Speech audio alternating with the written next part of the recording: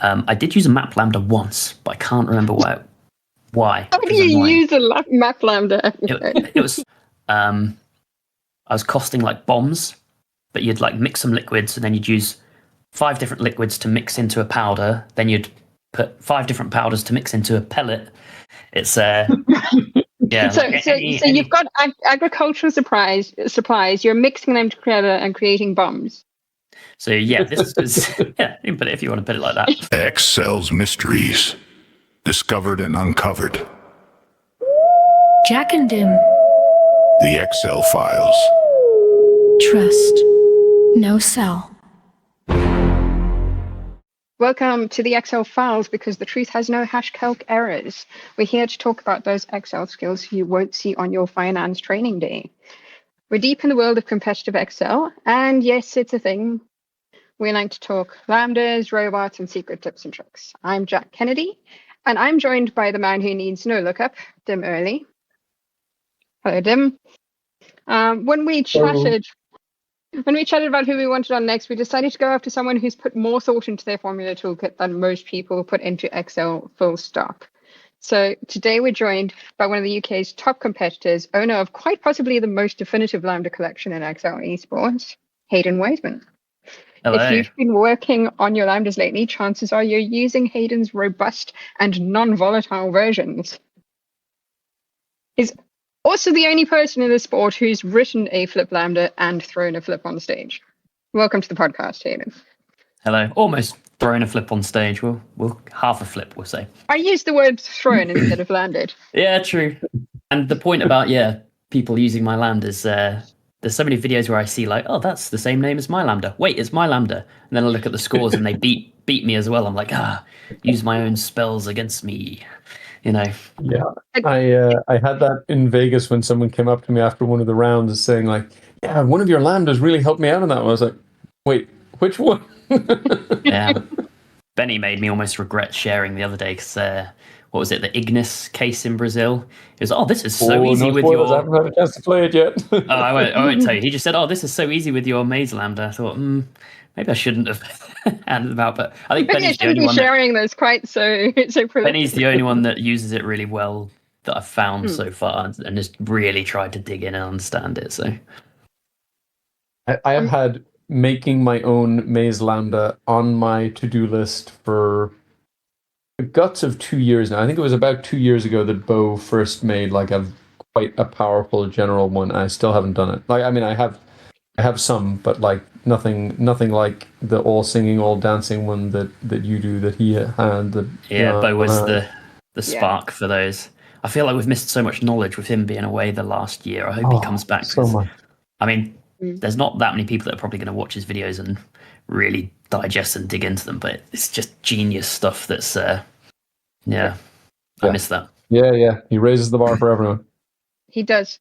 I've noticed how it seems to be like a trickle down from Bo's genius through Dim's genius through Hadyn's genius to the rest of us, and that seems to be the effect of curating. I did actually. So at the moment, I'm currently on today's topic. Today we will be discussing curating your loadout, the lambdas, the tools, and the hardware you bring to a battle. And on that very topic, before we actually get into it too deeply, I am currently recurating CompBot because a lot of the lambdas that ship with that are volatile lambdas, and it turns out that 99% of the lambdas I'm now using have underscore by Hadyn Wiseman on the end of them.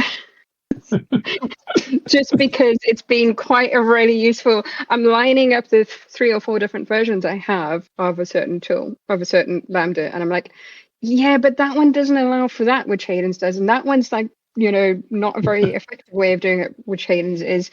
And that's not very well documented. And it leads us to kind of like just stealing your lambdas. So, well, I probably need to do a re-release because I've made them. Mine are still not optimally efficient. I've been through them maybe last month.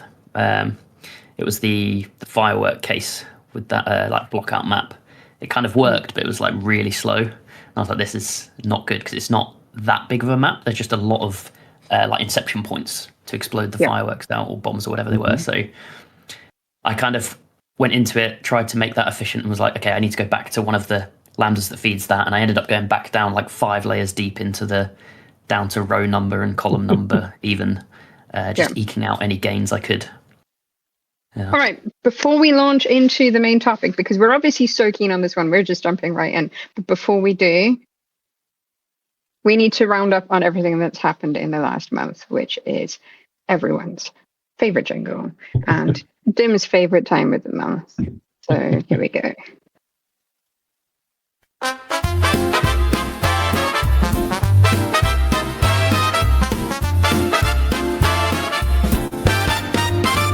Step right up and take the stage. It's time for Dim's Golden Age. Ain't it great? Esports athletes share their flair. Dim's Golden Age beyond compare.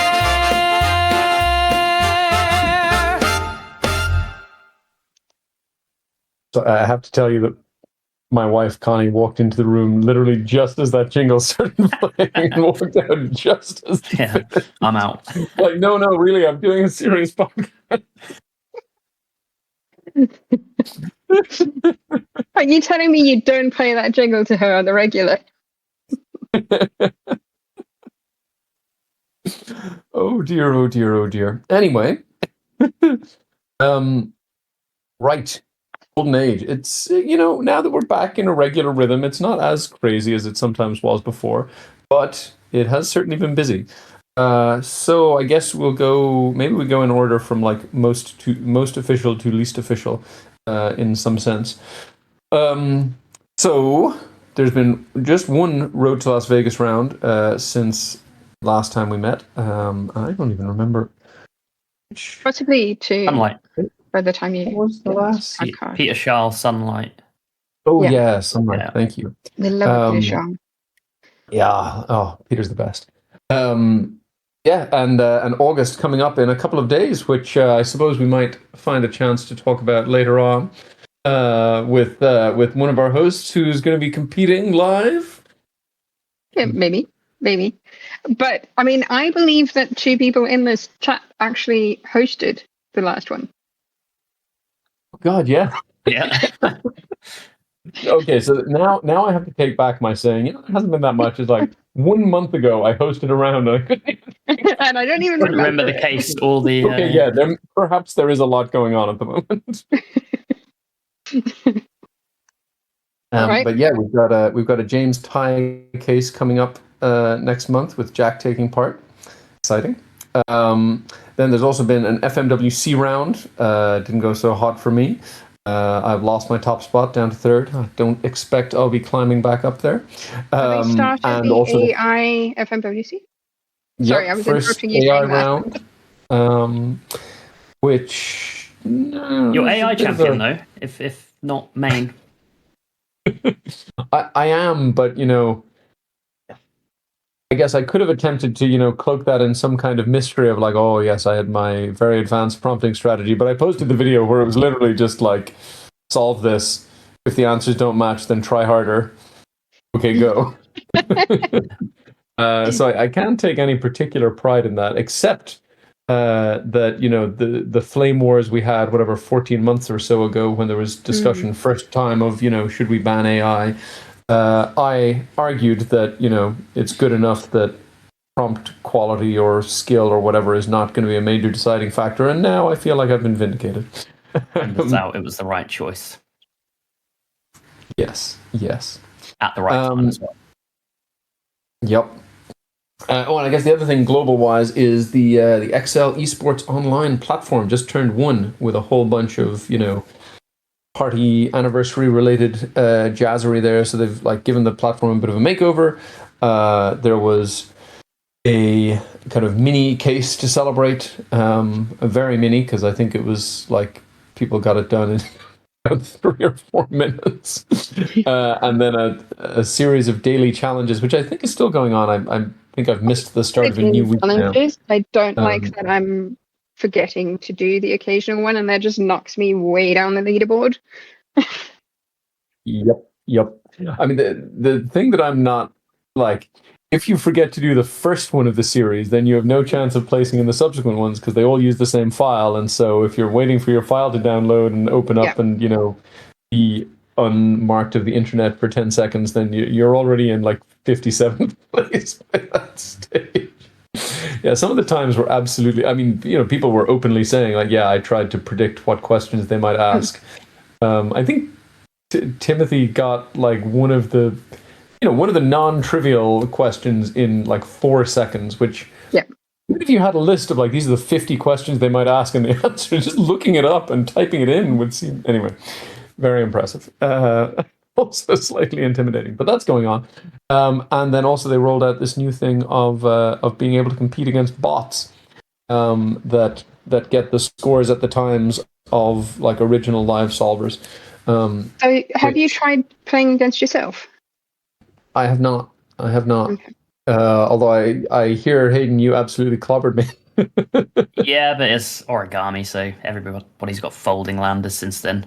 Although, interestingly, someone told me that you were not a bot in the Amsterdam final because you weren't in the lead in the first. You spent more time on like level 6 or whatever it was, so you were behind because everybody else did the bonuses. But it's strange that even though you won, it doesn't. I was only joking about that, although it may be true. Yeah, I was in 9th place out of 10 with like 5 minutes to go.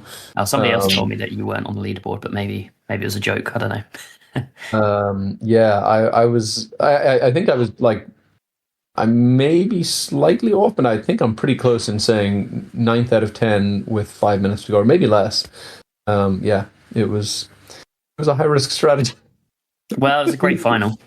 Right down to it was a very exciting finish. I mean, terrifying for me, but yeah. All right, what else we got? So the big. Actually, let me skip over that. So the community case is going on. We've had some more Ben rounds. I think Ben. We've had the Ben car round, which was the 747 Queen of the Skies, and then the Ben Goodshire round we had already had, and then Benny Weber. There's one coming out. His very tricky one. Then the last one is I think in testing right now. That's the Ben Taylor one. Have you seen the title? It's about dad jokes. Yeah, dad jokes. Well, I'm excited. As a person who takes full advantage of his, paternal license to tell terrible jokes, I look forward to that one. Same. Then there was also another KG one, like Madagascar. I think they're posting monthly challenges now. I guess the Bim Bada Boom we had talked about last time, but they've had that like. What was it called? I don't know, the one about a card game. Anyway, since then, the kind of look-ahead card game. And we had at least one other community case, which was Valley's Arithmetica 2026. And I couldn't swear that I'm not forgetting another one, but I think that's at least... Were the other ones on the same platform as Ben's? Were they up last time? The other one that is up there now, which is just news today, and I'd forgotten to make a note of it, is Harry Siders. This isn't just a case. This is like a whole little experiment of some kind. He is making an Excel game show. I'm excited for this one. I'm not going to lie. I haven't heard about this. So breaking news, Hayden. There's going to be a game show. It's I think coming out live on his channel in like less than 24 hours. Or I guess in the past, or in the past, yeah. So it's just come out. Need to sign up, or is this already being pre? I think he's already recorded the first episode. And he said so you can play the case now on the RME the platform. case is on the Rate My Excel Arena. Oh, nice. Platform. So that came out today. That you can play it in advance of watching the game show. Right. And then the game show itself comes out tomorrow. And I think it said something like you bid on how long it's going to take you to get a full score. Yes, something like that. Is it you bid on how long? I don't know if it's like the whole thing or if it's kind of a piece at a time. I read it as like maybe a few separate challenges, or maybe it's like bid on for each level or something like that. But yeah, you bid on how long it's going to take you, and then I guess are rewarded if you get it done within that time and not if you don't. Or I don't know the full mechanics, but it seems like a fun idea. So, I mean, do you go with the typical project approach of saying under promise and over deliver, or? Except presumably you have it set up so that you're incentivized to bid as aggressively as you can, because you know the lowest bid that actually achieves it wins, or something like that. They do it in golf, don't they? They say, "Oh, I can birdie this hole in 10 mulligans." You know, second goes, and they well, I can do it in 8, or I can do it in 6. So I imagine maybe they bid against each other to see who can, at what cut-off point they say, "Okay, I don't think you can do it in that time. Let's see it." Yep, which sounds fun. Yeah, I'm excited for it. It sounds like a really cool idea. So that's coming up, and then I guess the big sort of theme of the last month has been lots, and I mean lots, of local chapter activity. So we had another DACH round, the last qualifying round. That was Lake Constance, an interesting sort of mix of the deep sea diving movement measurement and a maze solver, among other things.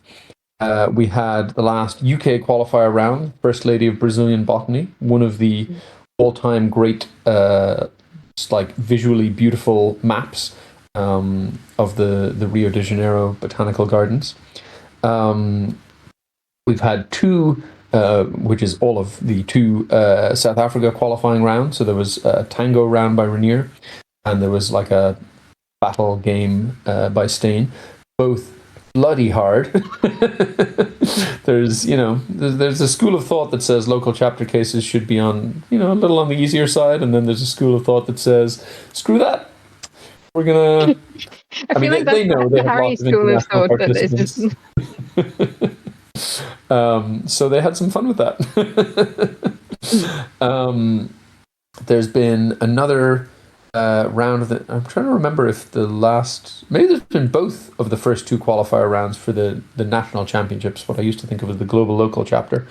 So there was, what was the first one? Oh yeah, the first one was the like soccer scores something, and then the second one was jet soccer, yes, and then the second one was the great brain rot battle. So those have both happened. I think results are just out on the second one as of this morning when we're recording, but again, probably in the past now.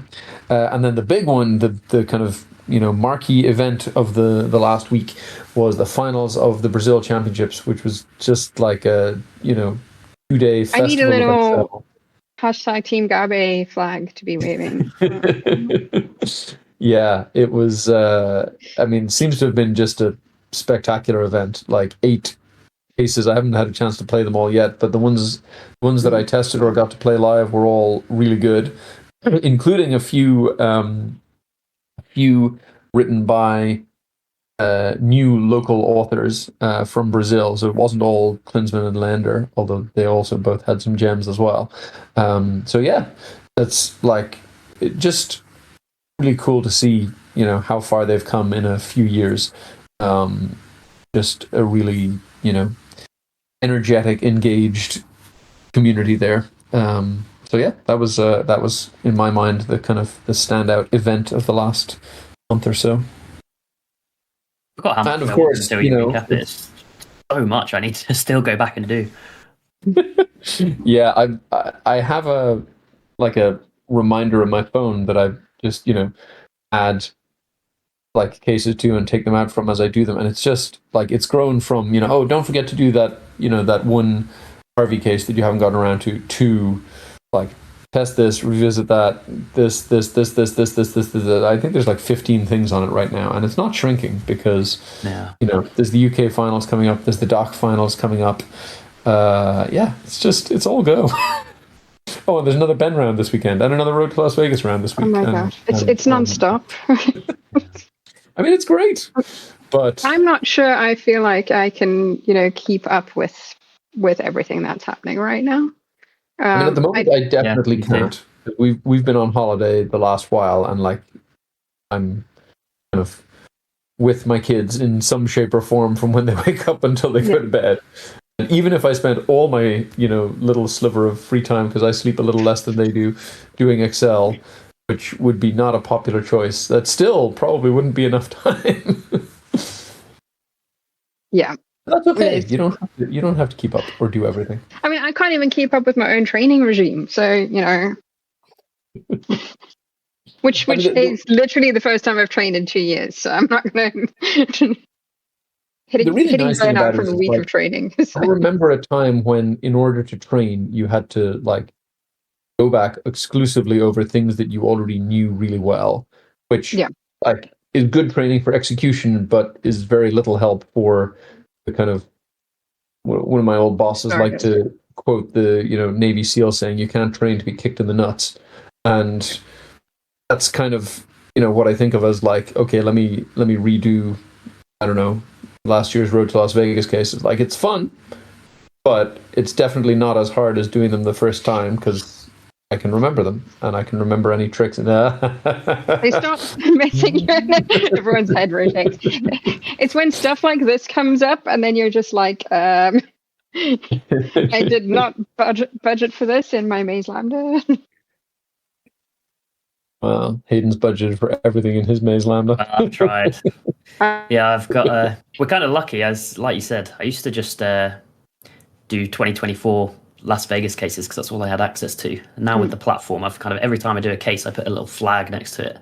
I think I've only done 38% of the cases, which is amazing. You've also got like the second highest score on the rankings. Well, I kind of, the XP, I just did all of the number one fan cases, which is like 10,000 XP. So you do 8 of those. You can do them pretty quick. You just get a huge boost. So I imagine everybody else that starts to do those will catch me up. I think there's also one of the Brazil strategic choices ones is also scored out of 10,000. So you could probably get another bump. There's one that's 20,000 and it's quite easy. So like half an hour, 20,000 points. Have you seen what my score is? 885. Yeah. I wish I could say it was on purpose, but just lucky. It's funny. 80085, lovely. It was almost like you used calculators back in the day. Now, we can go on to our main discussion topic, which we're going in the direction of anyway, but we can't really let you come in without your honorary guest jingle. So it's time for Hayden's Curating Your Loadout jingle.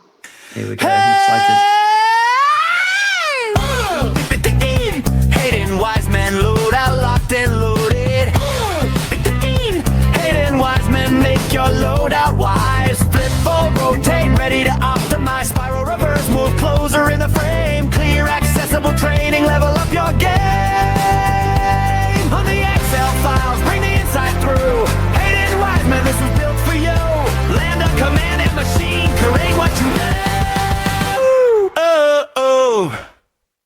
Wow, that was awesome. I need a copy. I'll send you a copy in the WhatsApp after this. So your topic today is curating your loadout. So let's kick this off. What's actually in your loadout, and how does something own its place? So this kind of topic came about from last month. Like I said, an inefficient Lambda, and I ended up having to go back through all of them.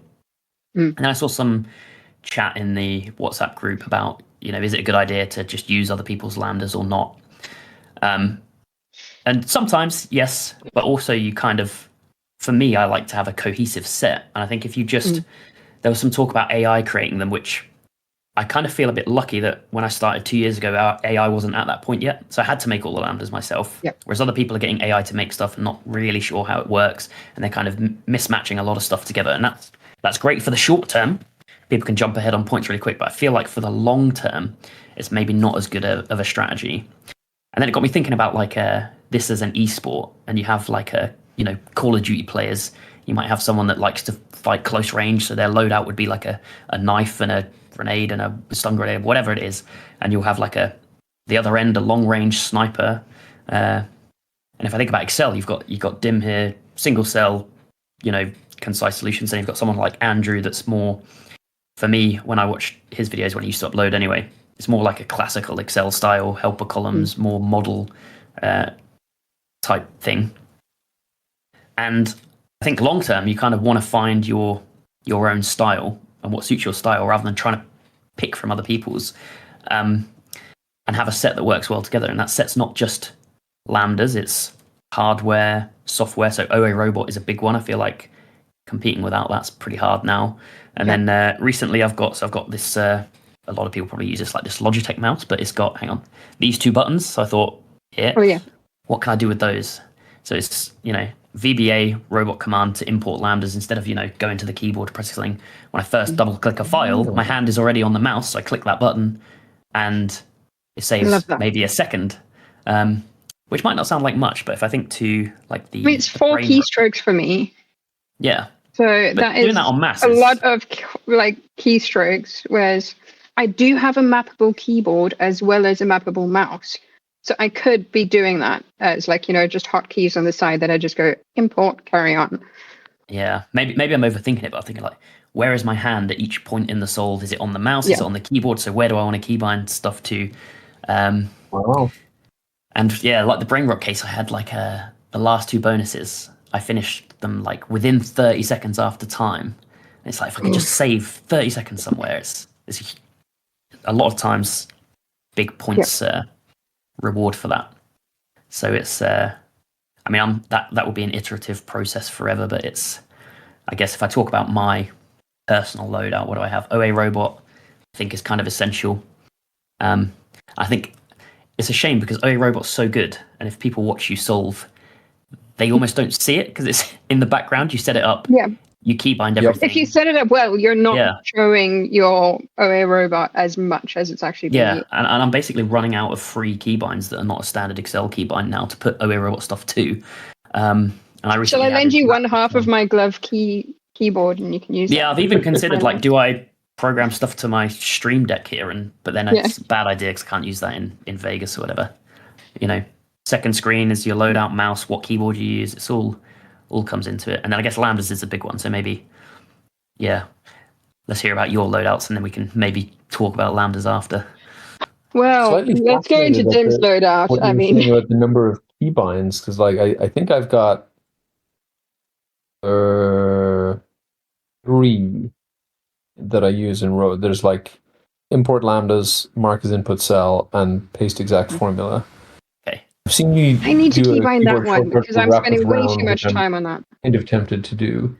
It saves a lot of time because it's like where you have to click. I use mouse too much, which is a bad habit. But again, that's my style, so I'm kind of building around that. And if I have to wrap in some, it's like I'll click to the start of the formula bar, then I'll click to the end of the formula bar, and it's like trying to move the mouse quickly into the exact right position. The keyboard shortcuts would be quicker, but it's training the muscle memory to do that, and perhaps that will come later. But for now, just a keyboard shortcut, what have I got? I've got wrap with sum, wrap with round, and that defaults to a 0, and then I just only have to click into one place and change that to a 2 if it's 2 decimal places. Import lambdas is on the keyboard and mouse, depending where my hand is. And then I have a set up data table macro. Yeah. So Control-Shift-D for data table, and then I have an input box. So I can put in level 1, 2, 3, whatever, and it will automatically pull the questions through and the level data.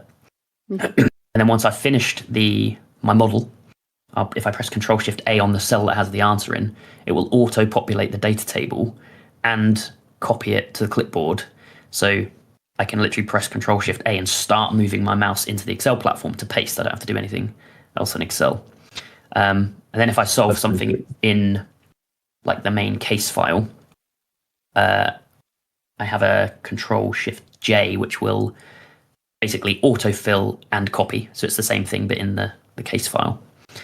What else do I have? Control-Shift-E is a bit like the setting up a data table for a question, but it's the carryover. So if I've already solved question 2 in a model, Control-Shift-E will pull the whole model across, but with level 3 data in a new tab. So I retain level 2 for a bonus. Do you have a thing that then kind of locks out the previous data table so you're not... I did consider, do I want to add a line to the VBA that deletes the last level's data table? Just paste value or something. Yeah, I haven't done that yet. Paste value would be a good one, actually, because then I keep it there. Because I have found on some cases it starts to slow down. Yes, there is a VBA option to turn off calcs on a specific sheet. I've seen Julian use that at times. It's a good idea. Could add that line. But yeah, it's one I probably need to do. Yep. I've added recently a new command that is coming in really useful. I tend to think quite a lot in binary. So when you look at an array, you go, this equals that, and you just get a bunch of trues and falses. And you want to know how many times it is. I've added a sum true, which is literally wrapping it in a sum, a minus, and some brackets. And it just kind of takes whatever array you've got. And that sum true kind of like really works well for, I can do an equivalent one for multiplying against something else, or I can do the sum tree to find out how many of these items in this array match these conditions. So, yep, makes sense. I mean, how many times do we do it? Yeah. A lot. Yeah, I considered, do I try and map all of my VBA to a robot shortcut now, because I'm using quite a few collections, and when I open my like macros window or whatever, there's so many I have to scroll down and kind of be like, where's my, whatever one it is. It's probably more efficient to have them all keybound. I've got like an RPG role-playing game setup that was built from like Clash on Titan, so that was quite hard. So it basically does the first 2 rows for me, and the first column, it has nice like headers in bold, so it will be like attacker's HP, attacker's base damage, defender's HP. And what it will do is the first line I've set up with like dummy numbers that I can then pull in from somewhere, but the second line will look up to their previous health but cap it so it can't go below 0. And then I have an option in an input box whether they both attack at the same time or they take turns, because a lot of questions will be like, on what turn number does somebody die, or whatever it is. And then whether they, if they're dead, then their attack becomes 0 on their next turn, and so on and so on. So I can just drag it down for as many sequences as I want, and it's just done. And then just change a few of the inputs at the start. That saves a lot of time. Nice. I think I've got like maybe 4 or 5 macros, most of which are like writing color in some shape or form. A few really like that I've had there for the longest that I've kind of forgotten about because I haven't used them for so long. There's like one that's a bonus setup, which is just like makes a copy of the case sheet and filters to just the numbers, so you can kind of grab the data for a specific level. And then I've got one that's like just backs up a copy of everything and hides it or something like that. I assume you saw, I know I did, I'm sure a lot of people did, Jeremy's I'm literally setup. I'll add that to my list to do the same thing, because you've reminded me, and I did mean to add that to my to-do list. As like, I'll put that when I import lambdas, have it automatically do that pivot. I'm just on the topic of Jeremy. Can you shed any light on the rumors that you're taking part in the Latvian? Oh, he's gone. I see. It's just disappeared on purpose at that point, right? So he just wrote it there in that like millisecond. He's saw that. Did not know, was Jeremy on the Discord? I didn't see. I know it was in Sheets and Giggles. Need to watch the other podcast, Tim. I have not caught up on that. I'm behind on so many things. Like I'm usually like just. I think Jeremy realized that the amount of Jeremy tried to join the Latvian chapter and was told no. But the rumor was that you were able to take part in the Latvian chapter. Yeah, he might have got the wrong ticket, because they had like a Latvian chapter ticket for Latvians that was free and a Latvian chapter ticket for non-Latvians that was whatever, €35 or something like that. Yeah, like I did the qualifying round and I think there were like 7 people in the international bracket, and maybe only 4 or 5 of them actually turned up to play live. I think the rest just wanted to get the case. The case was a community case afterwards anyway, so... So on the VBA side of things, when I first joined XL eSports, I spent most of 2022 creating a vast set of VBA solutions for different setups and whatever. My only problem was I never, ever, ever used any of them. I even had them in a taskbar at the time. They had their own bar and everything, and I could see them, and I'd use them in training, I guess, but never used them in earnest. And it's only because of OA Robot that I've been able to take those and have them accessible to my brain instantly goes, hey, I've got that. And because I'm thinking of it as a command that I can just call on rather than having to go and look at, the VBA, I'm actually starting to remember what I've got. Exactly the same as me. I've basically never used VBA other than like recording a macro. And I would previously not really want to touch it, but because it's all kind of within OA Robot now, it feels different. It's just a keyboard shortcut, and I get what I want. So yeah, definitely agree with that. So Dim, tell us about your hardware loadout.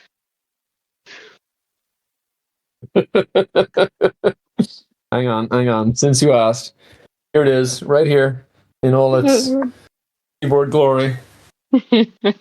What more do you need? How many years of keyboard abuse is that, Dim? 3, 4? Good question. That must be going on like 15, more. 20. The laptop is. No. I think I got it early 22, so that's, I guess, 4.5 years old. But the TypePad carried over from the previous Surface, so this must be, I don't know, it's probably not quite 10 years old, but it's not too far off. Yeah, I don't know how much longer it will last. It needs to be framed and sold at auction when it dies. Put in a Hall of Fame. Where would the Hall of Fame be based? It has very occasionally started misbehaving now, which does unnerve me a little, but it hasn't been enough yet for me to be like, all right, fine, I need a new one. But in a way that I wouldn't have said, 6 or 12 months ago, I can see a time coming when I may need to retire it. But you can bet I will replace it with something very similar. Yep. So, Hadyn, you've got quite the hardware setup. We've received pictures with various rates for scale and luggage for scale. Yeah, it's a bit oversized. Do you have a banana today? Possibly downstairs, but yeah.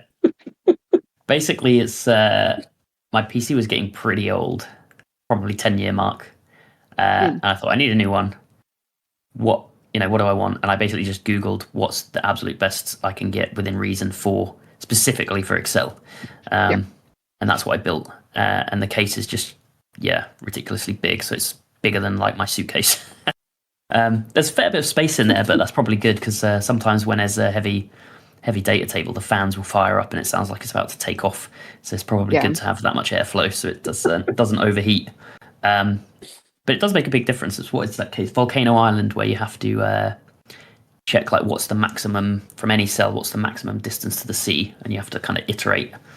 I think the answer's 57 or something off the top of my head, but you end up putting sequence of 1,000 in your reducer because you don't know.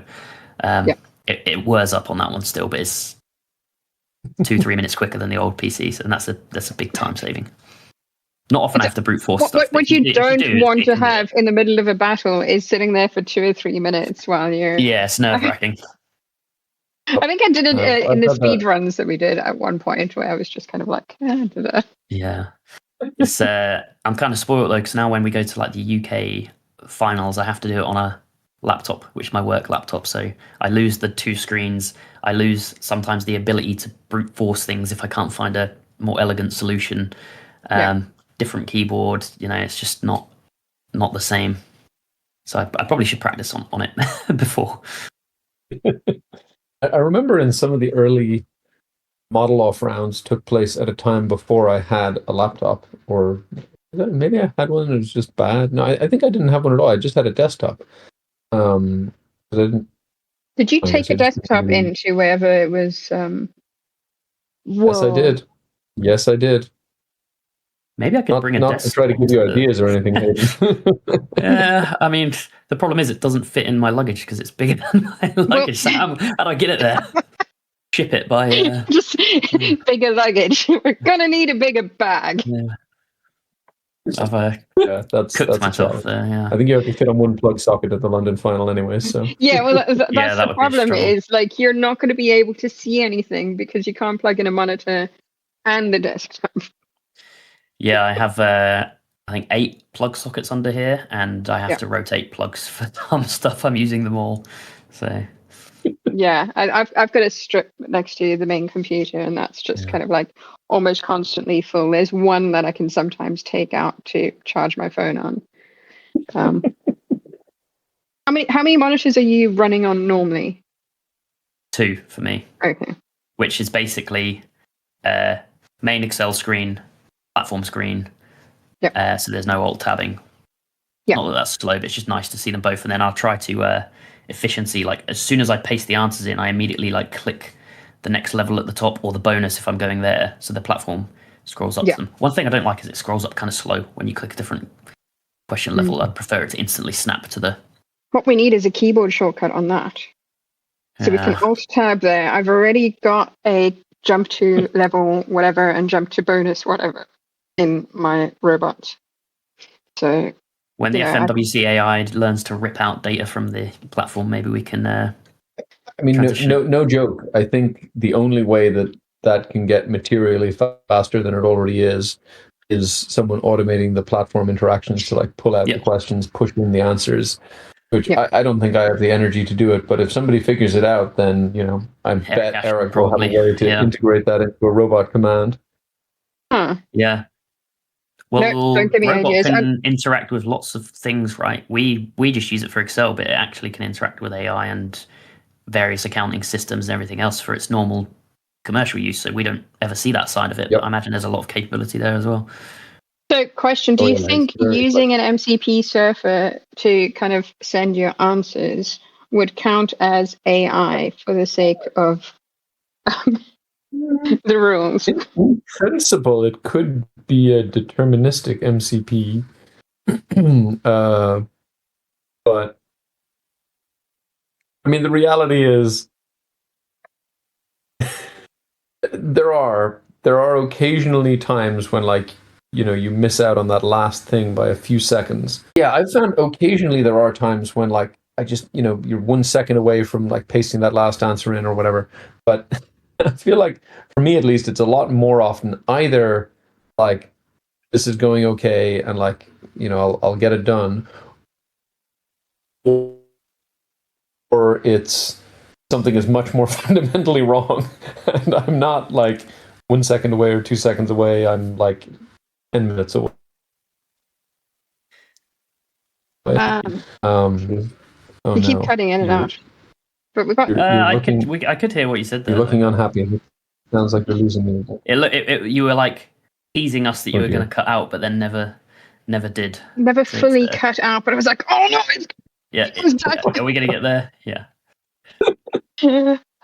But sometimes, so you're saying that it's either something fundamentally wrong with your model, and it's almost reminds me that it's the risk taking. You see a level 6 or 7, you're like, I think I can do this. I've got 5 minutes left.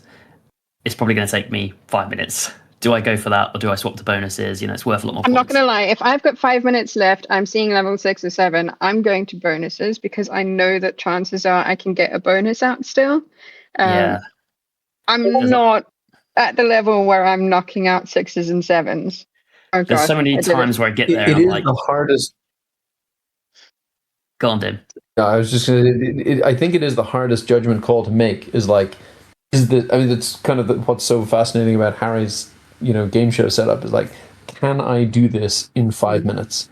Is still after all these years, still a very difficult question for me. Is he doing old cases though, where people already sort of know the solutions, or is it new? No, I think it's new Harry cases. Oh, that makes it way more interesting. Yeah, I think it's new. Challenges. So do they get to read the challenge and then think about it, and go, I think I could do that in 5 minutes, because that's exciting.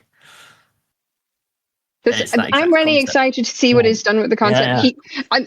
The idea was I'll probably do another of those if I can convince people to take part, but given our community, I don't think you need to convince have a line out the door. There's going to be no problem with that. Yeah. The difficulty is going to be getting enough cases and enough time and effort to do all of this. Yeah. This is part of what I was thinking about in the loadout now. Yes. So everybody's so good that hundreds of people can full solve pretty much all the cases on the platform, but it's just a matter of how long it takes them. So for some people, it'll be an hour. You have half an hour the first time, which a lot of people full solve, and I'd say, I wonder what the average would be now for the top 100, probably like 40 minutes. So it's just how do we shave off that 10 minutes, and it's eking out every kind of possibility.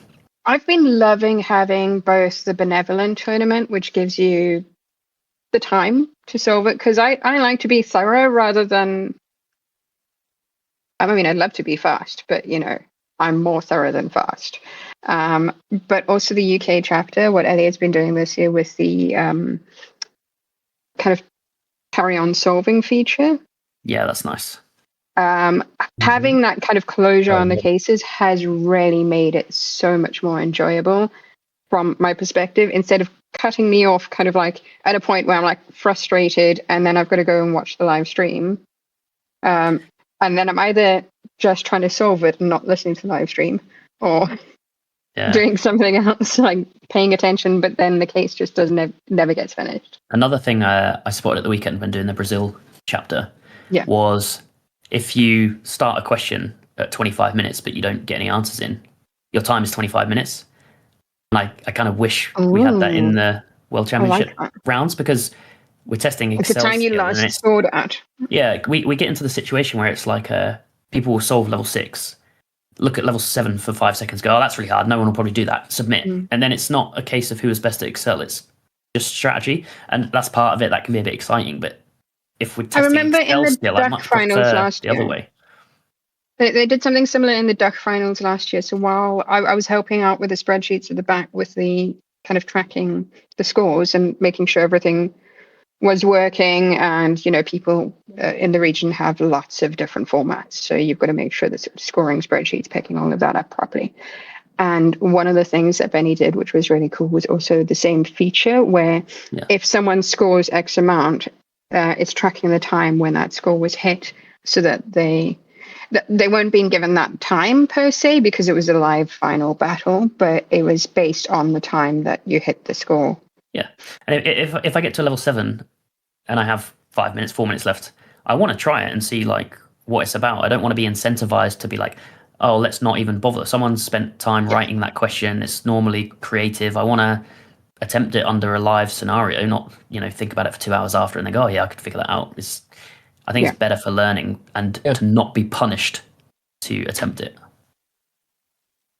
Yeah, I feel like the incentive should be to like go as long as you can.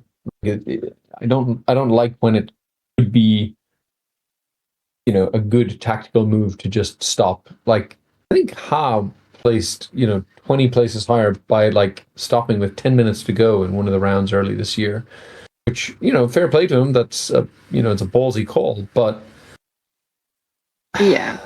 like it knows that looks like a level no one's going to get through in that time, and you're willing to bet on it. But I don't feel like that should be what you're betting on. I don't feel like the tactics that we have in this sport should be revolving around that and taking away from the actual solving the cases and actually putting your effort in, your brain power into solving that. So and other people would have probably got there in the same time as Ha but didn't submit. So if it was the way the Brazilian chapter does it, then you are comparing like for like who could get to those points in the fastest time. Yeah, I was thinking about a lot of things like this earlier on the drive back, so long drives with the platform with the new the new XP bars. In terms of like, one change I make to the platform is obviously that time thing. Second is I love those XP bars, and on like when you play other games like World of Warcraft, if you get achievements, you'll get you'll unlock a title that you can attach to your name. So you could have 2024 Las Vegas completionist if you've got all points Peter Shaw kind of like Peter Shaw completionist, and then you can tag your name. So I hope we see stuff like that come in. That would be really cool. I mean, I have a problem, and I think Dim's also got a completionist problem in life. But my brother used to refer to me as a troho when it came to PlayStation trophies, and we would kind of like see how high I try and outrank each other on PlayStation trophies while still playing 90% of our games on Steam. So it was we need to suggest it, get some titles. Maybe we can unlock some emojis and other type of flares. You can get a Lana trophy for like Harry Gross cases, and Yeah, you can get a banana that you attach to your name if you've finished all the Lana cases. That'd be awesome. Now we need Liana cases so we can have a dinosaur, because I'll be targeting that dinosaur. Yeah. Yes. Speaking of cases, is James Ty a new? Is this his first case on Thursday, Road to Las Vegas? He wrote a community case, but it was mostly a joke. I don't know. Do you remember when Harry did his like experimenting with OpenClaw, and there was a separate chat in the WhatsApp where we could all talk to his OpenClaw, and Yes, I vaguely remember. just like trying to make us guess games, but guess past esports cases, but sometimes it had made them up, and somehow that inspired James to create it. It said there was a case called Claim Treasure, and so he wrote a case called Claim Treasure. It was a lot of fun. It was a little bit like your speedrun one, in that it was, a few bits of it were like, cheeky twists on things. Yeah. Well, I'm excited to see a new case author is always good because you don't know what to expect. Yeah. Yep. I'm a bit worried that it's going to be a hard case. I have gone into agreeing to do this, knowing that it reduces my odds of qualifying. However, I like to say yes to stuff. You should back yourself. You can win. I have, out of the opponents, got the highest score in the last season. I've also got the lowest score by far. I have statistics. I've got a whole dashboard, I'm not going to lie. I need to do another Monte Carlo on everyone with their standard deviation, and before the UK finals as well. That was fun. My big finding you on my beat me dashboard. many times, Jack. I always notice I'm like, Jack's beat me again. I'm glad to know I'm on the list of people that you're like, damn it. I have my own list, Just. I will say, I want to see your bingo card for this year. Oh I need to yes, make I'm one. really excited for your bingo card. When are we having? I have a bingo I card have here? some predictions in my head. I need to make it this week really, because I'm just so behind on everything. Too many cases to do, too much practice, too many other things going on. But it'll come soon. But Can we have kind of like red text on a green background or vice versa on your bingo card? Because red text on green background? Or green text on red background. Yeah. Either way. I mean, that is sure. literally the worst combination, and we've definitely seen it. It was in the Ben tournament, but you never know. I'll see what I can think of, some creative. Okay, right. bingo card. Let's move on the chat to, we've been talking about loadouts and lambdas, add-ins. I say add-ins, robot, hardware, except for that, that we're using for XL eSports. What aspects of these carry through into the real world, into your working week? I'm asking Hadyn because Hayden's the only one currently holding down a job right now. Specifically lambdas, or just stuff I've taken from esports into the real world? Lambdas, add-ins. I mean, does your hardware actually help you in a work environment when you're working? It does, yeah. So my company's an agricultural company. So our customers are all farmers, and they're all very old school. And I don't know, because of the culture we're in, our company then is very old school. Like, we're using a software from that's unsupported off the shelf now. So and we, manually journal every bank's payment that comes in. So it's painful. And in terms of hardware, I did some customer mapping exercise because we have like 70 different business units. We wanted to map, which customers cross over those business units. But they're all labeled differently in everybody's respective accounting systems. So it's like looking at all of the postcodes, trying to marry them up, and the initials in the names and the surnames. Create primary keys from like 3 or 4 different fields. Yeah, exactly. So it's ended up 800,000 rows of data. So you try and power query it, Excel it, and it comes really slow. And obviously, IT give you a terrible laptop to do that on. So because they knew I did these Excel championships, they were like, "You want a good laptop? Pick whatever you want." So I was very lucky. They were like, "Just pick whatever you want, and you can have it." And so I picked a really powerful one, which also will help at the UK finals. So that was much faster. And then in terms of like lambdas that crossover, there's so many times where I'm like, oh, this would be easy with a lambda, and I do have OA robot on that work machine, so I'll just import lambdas, quickly do it, and then like copy as values and remove all the lambdas if I need to, just to get it in. One big one recently is regex. So since I did that regex course, there's so many times I use regex at work now, and that's amazing. I did use a map lambda once, but I can't remember why. How do you use a map lambda? It was something to do with inventory where we had like layers of codes. I was costing like bombs, but you'd like mix some liquids and then you'd use 5 different liquids to mix into a powder. Then you'd put 5 different powders to mix into a pellet. You say you were costing bombs and you're bill of working in materials. agriculture. Sorry, yeah, bill of materials. It's yeah. So you've got agricultural supplies. You're mixing them together and creating bombs. So yeah, this was yeah. You can put it if you want to put it like that. But yeah, it was like they had some numbers, a dot, some numbers, a dot, some numbers. You know, dot S for small, M for medium, L for large, dot. 1,000, which would mean 1,000 grams, kilo, whatever. And the way they'd built this report, it like layered down. And I needed to determine like how far something was offset from one another to determine how many layers it goes deep, for how many bomb lines it needs to have for like labor costings or something. And I was like, hang on, this is just I need to find where something is relative to something else. And I know what the parent code is. So I just look for where, you know, the next parent code stops and pull across by 5. I just do it with a map lambda, and it was way quicker than, you know, an offset, a volatile offset or indirect. Yeah. So I thought, well, I'll just use that. I've never experienced the likes of this. Using a map lambda. Helen Dupree, I think she does some kind of maybe city government job. But I remember her saying she had used a map lambda at work once.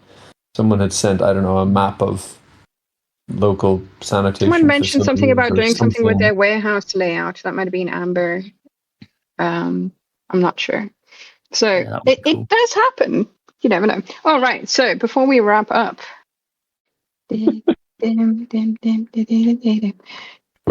Excel hot take. What will they say?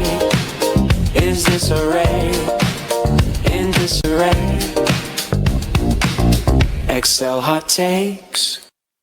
All right. So we happen to get a very on-topic Excel hot take from producer Johnny. And today's hot take is from Harry Grass. And it says, lambdas should not be used in a production environment. Which is literally what we've just been talking about.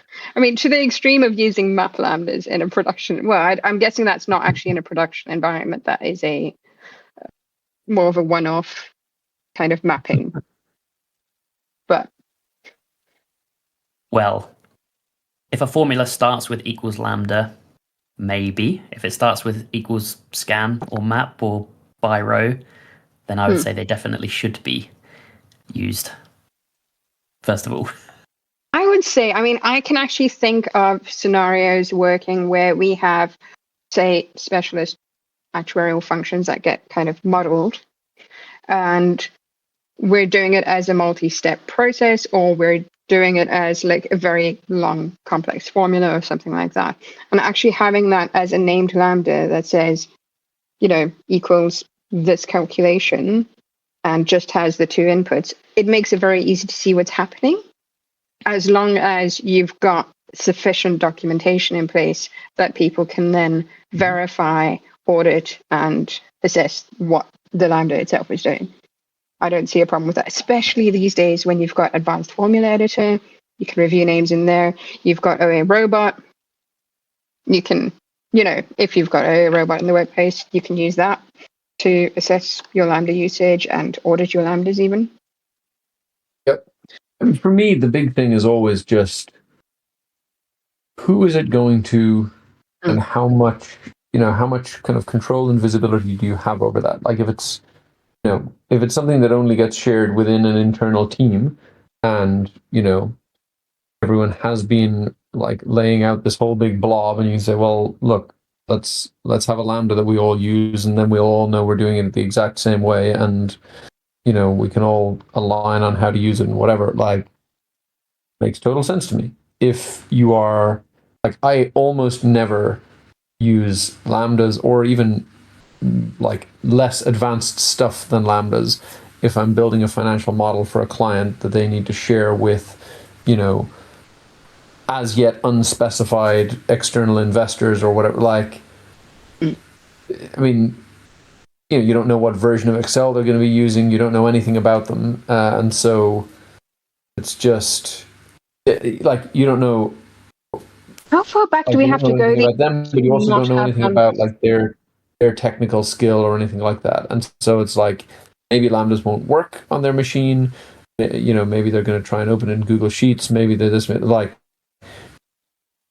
the more widely it's going to be shared, for me, the more like robust it needs to be to unexpected use cases, and lambdas aren't going to optimize for that. So like, I see situations where it would not be wise to use them, but I also see lots of production situations where actually it would be much more wise to use them.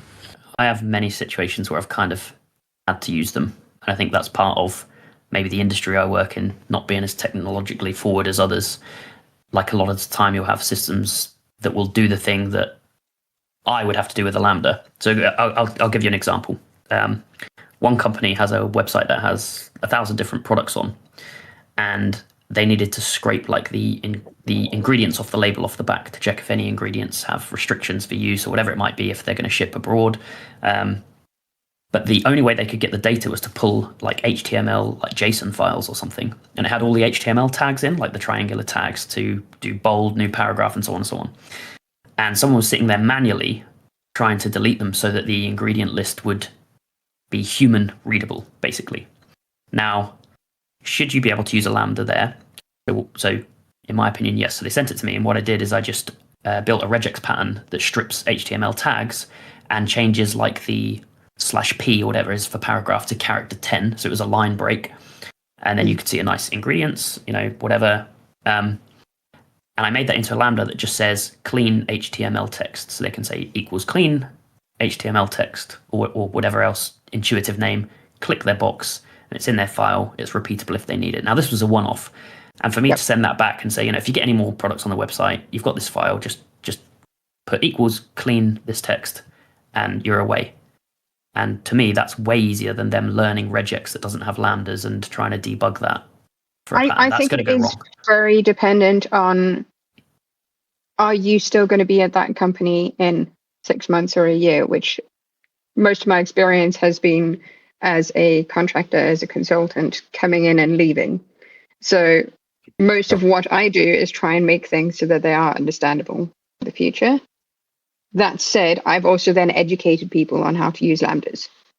So I was just thinking, 365, obviously some people don't have that, but you'd have to go, 7 years back now to have a static version of Office that doesn't have it?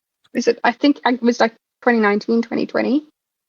I think 5 years ago, some people didn't have them in my company, but now every machine has group by. Is up to date 5 years ago, it makes sense. You haven't upgraded yet, but I mean, how old a version of Excel do you need to not be able to run a let or a lambda? Yeah, and is it going externally outside your company? If you know your company has the right version, then okay. Yeah. All right. I mean, the challenge is that there is a lot of the world that is still on very old perpetual licenses. That is true. I'm going to close this out there for the day on this happy, positive note about, people that don't use lambdas because they don't have access to them. So if you've got a hot take, let us know in the comments on YouTube. Catch us on Spotify or Apple or wherever you get your podcast. Thank you for joining us today, and special thanks to Hadyn for being such a great guest. Welcome. Thanks for having me. Good fun. What's going on in your lives? Where can people find you? I'm Jack Kennedy. I am on Exceltism Jack, and I will be live streamed in 2 days' time, or yesterday, or whatever day this comes out relative to Thursday. You can see me on the live stream, and Wait, there's something else after that. Oh, at the UK finals on the 5th don't of forget that. September. Yep, I'll be there. Dim, where can people find you and what are you up to? Finding me is getting harder and harder. I am now on the move since the last episode. But I will also be at the UK final, and when I can, find the time to get in front of a computer, I will intermittently still be posting on my YouTube channel at Dim Early. Excellent. And Hadyn. So I am also on YouTube. The channel's called Excel and Finance, but so far it's only been Excel content. So I really do need to do some sort of finance stuff as well, which was the original plan. But there's too much Excel stuff, so that's what it is at the moment. It's just too much fun doing Excel. Yeah. Right, thank you very much to everyone that's listening. Catch the full video versions. I've got links to Hadyn, Dim, and myself below. And you can see us on YouTube, Spotify, or Apple, or wherever you get. See you next time. Have a great day. Great. Bye-bye. Bye. Nested biros and whatever else. I love me a good nested biro. Yeah. I'm like, I just couldn't physically even write that and think about it. And I mean, you have technically written that. Okay. So in my training, I've been working through the map section of your Lambda collection. By rectangle, by the way, lifesaver. Well, that's Dim's, basically. By rectangle, Dim. I mean, I took the idea from Bo, so. Yeah, so there you go. There's the trickle down By effect. rectangle, bro. Lifesaver. Trickle down economics, but trickle down lambdas. This is literally the exact, trickle down I was describing earlier. It is literally Bo, Dim, Hadyn. I can hear you again. Sounds okay. You need a new laptop, Dim. Oh, we don't have his face to show him. Responding, there we go. And, Kareem is the reason I'm dreading the most joining the over 50s. So, Excel eSports must be good for you because you and Kareem look far younger than you are. I'm convinced that I've joined a lot of calls with women in Excel, women in financial modeling type thing. I'm always shocked when I find out people's age. And I think there's definitely something about women working in Excel that appear to be a lot younger. I mean, one of them was like, I have, my kids are 25 and 26. And I was like, I thought you were in your 20s. That's how we market it to more women. Forget your beauty regime. I mean, you don't need a beauty regime. You're locked inside staring at a spreadsheet all day.